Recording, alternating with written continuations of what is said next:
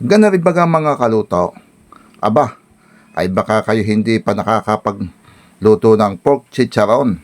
Are, inyong panoodin mula sa umpisa hanggang sa dulo, hanggang sa matapos ang aking gagawin video nga rin, mga kaluto.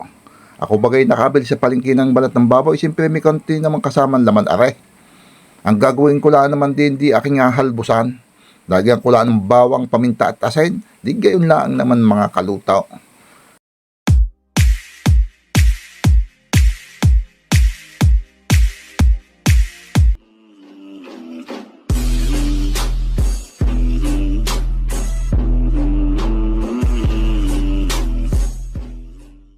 Yun, ari na nga mga kaluto.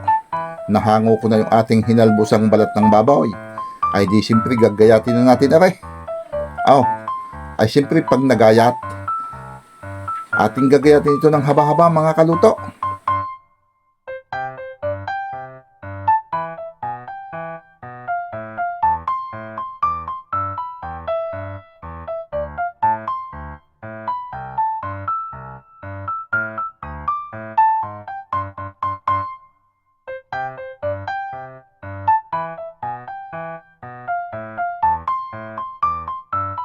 O ari na nga mga kaluto, isinigang ko na itong aking maliit na tulyase at hinulugan ko na rin ito ng mantika. Itong aking inihulog ng mantika, ito yung nagamit ko na rin, pero ito yung dadagyan ko nung hindi pa gamit.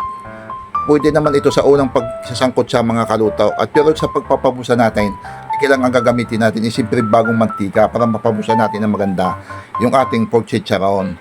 Pero ito ang gagawin natin dito, ito isasangkot sa hilaang natin at ating kakatasan ng mantika. Ganun lang mga kalutaw.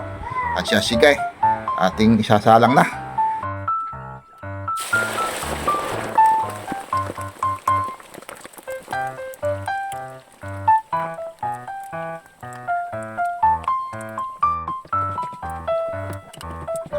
Yun, ari na mga kaluto. Ay anong kisig ng pagkakasangkot sa naria. Tamang-tama ari bukas. Ay palalamigin natin, bukas na rilulutuin, bukas na natin na pabubusahin. At nang maganda ang pagkakabusa mga kaluto. Yan, ito na mga kaluto. Ito na yung ating sinangkot sa taba ng baboy. Ating pabubusahin na ito. Bali ay hindi ko ganito naluto, bali umabot na ito ng 3 araw mga kaluto. Ito na siguro magandang pabusahin. Isipin matagal 3 araw na nakatago. Ating pabubusahin na. Ito na, hindi na ito mga kaluto. Ito na.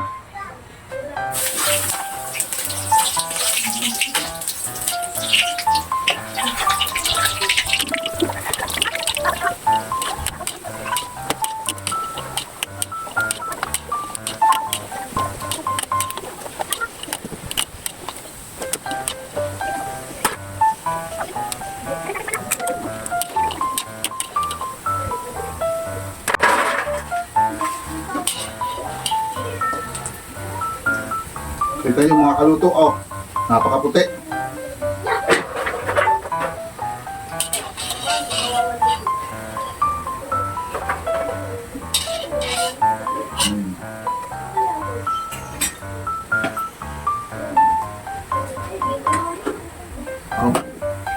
Yan ang resulta ng ating niluto. Yan, kain na tayo mga kaluto. Ito na yung ating niluto. Yan, ating ang titikman.